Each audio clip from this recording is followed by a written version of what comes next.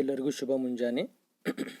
ಸಮಾಜಶಾಸ್ತ್ರ ತರಗತಿಗೆ ತಮ್ಮನ್ನು ಸ್ವಾಗತ ಕೋರುತ್ತಾ ಈ ಮೊದಲಿನ ಅವಧಿಯಲ್ಲಿ ಹರ್ಬರ್ಟ್ ಸ್ಪೆನ್ಸರರ ಸಾಮಾಜಿಕ ವಿಕಾಸವಾದ ಸಿದ್ಧಾಂತದ ಕುರಿತು ಚರ್ಚಿಸಿದ್ದೇವೆ. ಇವತ್ತಿನ ಅವಧಿಯಲ್ಲಿ ಅವರ ಇನ್ನೊಂದು ಪ್ರಮುಖ ಸಿದ್ಧಾಂತವಾಗಿರುವಂಥ ಜೈವಿಕ ಸಾದೃಶ್ಯ ಸಿದ್ಧಾಂತ ಅಥವಾ ತತ್ವದ ಕುರಿತು ಚರ್ಚಿಸೋಣ. Good morning to all. Welcome to sociology class. In previous class we discussed the most important theory of Herbert Spencer, that is social evolution theory or social Darwinism.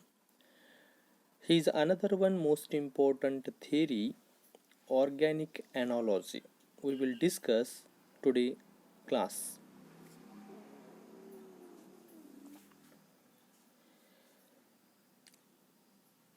Herbert ಸ್ಪೆನ್ಸರರ ಸಿದ್ಧಾಂತಗಳಲ್ಲಿ ಜೈವಿಕ ಸಾದೃಶ್ಯ ಸಿದ್ಧಾಂತ ಅಥವಾ ತತ್ವವು ಕೂಡ ಪ್ರಮುಖವಾದದ್ದು.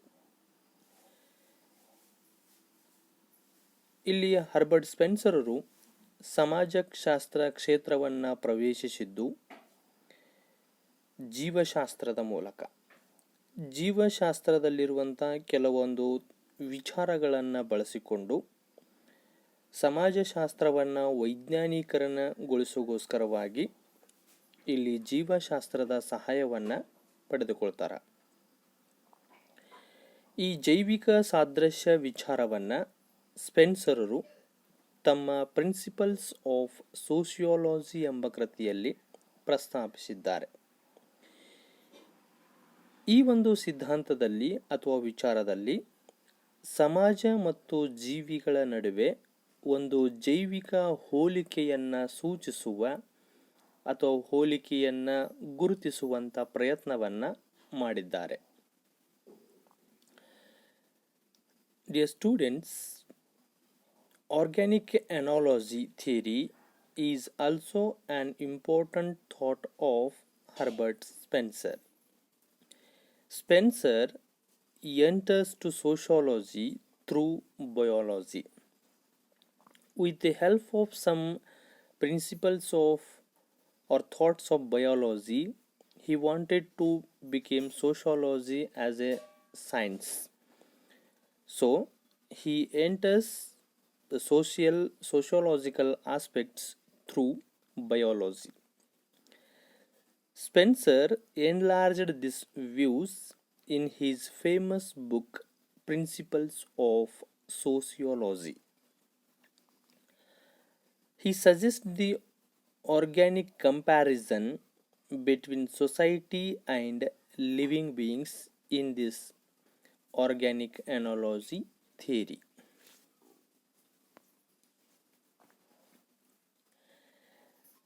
ಪ್ಲೇಟೋ, ಅರಿಸ್ಟಾಟಲರು ಇವುಗಳ ನಡುವಿನ ಸಾಮ್ಯತೆಯನ್ನು ಈ ಮೊದಲು ಗುರುತಿಸಿದ್ದರು. ಅಂದರೆ ಹರ್ಬರ್ಟ್ ಸ್ಪೆನ್ಸರ್ಗಿಂತ ಪೂರ್ವದಲ್ಲಿನೇ ಜೀವಿ ಮತ್ತು ಸಮಾಜದ ಮಧ್ಯೆ ಇರುವಂಥ ಒಂದು ಹೋಲಿಕೆಯನ್ನು, ಸಾಮ್ಯತೆಯನ್ನು ಹರ್ಬರ್ಟ್ ಸ್ಪೆನ್ಸರ್ಗಿಂತ ಮೊದಲೇ ಪ್ಲೇಟೋ, ಅರಿಸ್ಟಾಟಲರು ಕೂಡ ಗುರುತಿಸಿದ್ದರು. ಆದರೆ ಹರ್ಬರ್ಟ್ ಸ್ಪೆನ್ಸರ್ರಷ್ಟು ವೈಜ್ಞಾನಿಕವಾಗಿ ಅವುಗಳ ನಡುವಿನ ಸಾಮ್ಯತೆಯನ್ನು ಗುರುತಿಸುವ ಪ್ರಯತ್ನವನ್ನು ಮಾಡಿರಲಿಲ್ಲ. ಸ್ಪೆನ್ಸರರು ಜೈವಿಕ ಜೀವಿ ಹಾಗೂ ಸಮಾಜಗಳ ನಡುವಿನ ಹೋಲಿಕೆ ಮತ್ತು ವ್ಯತ್ಯಾಸಗಳಿಗೆ ಸಂಬಂಧಿಸಿದಂತೆ ಒಂದು ವ್ಯವಸ್ಥಿತವಾದ ಸಿದ್ಧಾಂತವನ್ನು ಪ್ರತಿಪಾದಿಸಿದರು. ಆ ಸಿದ್ಧಾಂತವೇ ಜೈವಿಕ ಸಾದೃಶ್ಯ ಸಿದ್ಧಾಂತ. ಅಂದರೆ ಸಮಾಜದ ವಿಕಾಸನವನ್ನು ಅಥವಾ ಸಮಾಜದ ಅಸ್ತಿತ್ವವನ್ನು ಒಂದು ಜೀವಿಗೆ ಹೋಲಿಕೆ ಮಾಡುವುದರ ಮೂಲಕ ಅದರ ಬಗ್ಗೆ ಒಂದು ಸ್ಪಷ್ಟವಾಗಿರುವಂಥ ವಿಚಾರವನ್ನು ನೀಡುವಂಥ ಪ್ರಯತ್ನವನ್ನು ಸ್ಪೆನ್ಸರರು ಈ ಸಿದ್ಧಾಂತದಲ್ಲಿ ಮಾಡಿದ್ದಾರೆ.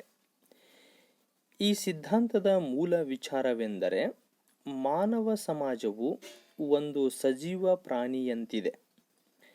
ಒಂದು ಸಜೀವ ಪ್ರಾಣಿ ಹೇಗೆ ಹಂತ ಹಂತವಾಗಿ ವಿಕಸನಗೊಳ್ಳುತ್ತದೆ, ಹೀಗೆ ಕಾರ್ಯನಿರ್ವಹಿಸುತ್ತದೆ, ಹಾಗೆ ಮಾನವ ಸಮಾಜವು ಕೂಡ ಹಂತ ಹಂತವಾಗಿ ವಿಕಸನಗೊಳ್ಳುತ್ತದೆ, ಅದರ ಹಾಗೆ ಕಾರ್ಯನಿರ್ವಹಿಸುತ್ತದೆ ಎನ್ನುವಂಥ ಒಂದು ಮೂಲ ವಿಚಾರವನ್ನು ಈ ಜೈವಿಕ ಸಾದೃಶ್ಯ ಸಿದ್ಧಾಂತ ಅಥವಾ ತತ್ವವು ಒಳಗೊಂಡಿದೆ. Before Spencer, already Plato, Aristotle identify the similarities between both society as well as living beings. But here Spencer made a scientific proper similarity, find out the similarities in between the both. Spencer approached an systematic theory related to comparison and similarities between organic living and society. That systematic approached theory we called as a organic analogy theory.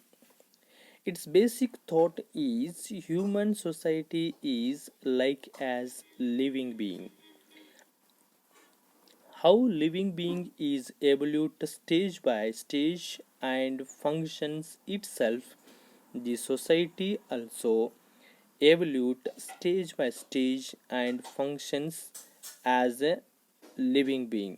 So it means it's a basic thought or basic intention of this theory.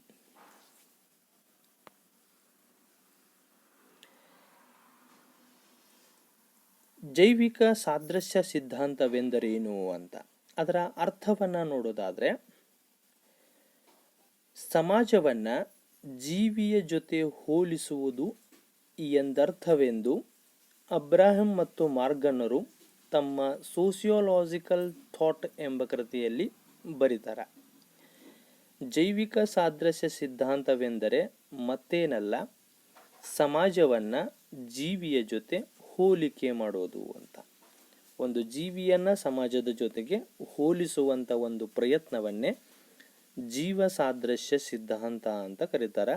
So ಇದನ್ನು ಅಬ್ರಹಂ ಮತ್ತು ಮಾರ್ಗನರು ತಾವು ಬರೆದಿರುವಂಥ ಸೋಷಿಯೋಲಾಜಿಕಲ್ thought ಎಂಬ ಕೃತಿಯಲ್ಲಿ ಪ್ರಸ್ತಾಪಿಸ್ತಾರೆ.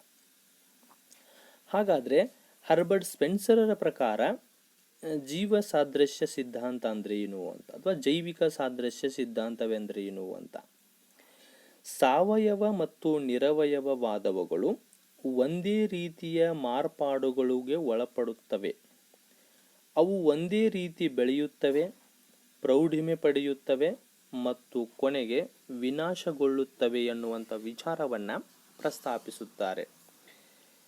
ಇಲ್ಲಿ ಸ್ಪೆನ್ಸರರ ಪ್ರಕಾರ ಸಾವಯವ ಮತ್ತು ನಿರವಯವವಾದವುಗಳು ಅಂತಂದರೆ ಜೀವಿಗಳು ಮತ್ತು ಸಮಾಜ, ಅವೆರಡೂ ಒಂದೇ ರೀತಿಯಾಗಿರುವಂಥ ಬದಲಾವಣೆಗಳಿಗೆ ಒಳಪಡ್ತವೆ. ಅವು ಒಂದೇ ರೀತಿಯಾಗಿ ಹಂತ ಹಂತವಾಗಿ ಬೆಳೆಯುತ್ತವೆ, ಒಂದು ಪ್ರೌಢಿಮೆಯನ್ನು ಪಡೆಯುತ್ತವೆ ಮತ್ತು ಕೊನೆಗೆ ಜೀವಿ ಹೇಗೆ ವಿನಾಶಗೊಳ್ಳುತ್ತದೆ, ಕೊನೆಗೊಳ್ಳುತ್ತದೆ, ಹಾಗೆ ಸಮಾಜವು ಕೂಡ ಕೊನೆಗೊಳ್ಳುತ್ತದೆ ಎನ್ನುವಂಥ ವಿಚಾರವೇ ಇಲ್ಲಿ ಒಂದು ಜೀವಿಯನ್ನು ಸಮಾಜಕ್ಕೆ ಹೋಲಿಕೆ ಮಾಡುವಂಥ ವಿಚಾರವೇ ಜೈವಿಕ ಸಾದೃಶ್ಯ ಸಿದ್ಧಾಂತ. The meaning of the term organic analogy is, according to Abraham and Morgan, they mentioned in their famous book, that is the sociological thought, organic analogy theory means it is nothing but it is a comparison of society with the living beings. So when we compare a society with the living beings is called organic analogy. According to Herbert Spencer, organic and inorganics involved in the same changes, they grow same, take puberty and finally disappear or destroyed. Spencer made a comparison in between organic inorganics, and it means society and living beings. They both are involved in the same changes. They both are grow stage by stage and they reach to the puberty stage, and finally how the living beings come to end, the society also finally destroyed.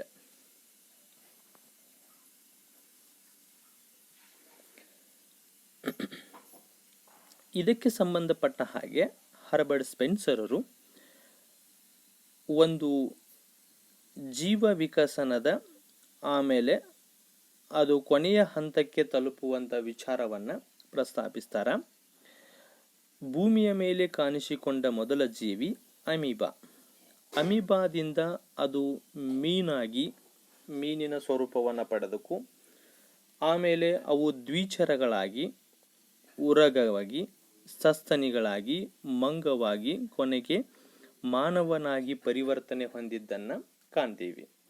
So ಹೇಗೆ ಜೀವಿಗಳು ಈ ಥರ ಹಂತ ಹಂತವಾಗಿ ವಿಕಸನಗೊಂಡು ಕೊನೆಯ ಹಂತವನ್ನು ತಲುಪುತ್ತವೆಯೋ ಹಾಗೆ Herbert ಸ್ಪೆನ್ಸರರು ಸಮಾಜವೂ ಕೂಡ ಈ ಥರ ವಿಕಸನಗೊಂಡಿದ್ದನ್ನು ಸೂಚಿಸ್ತಾರೆ.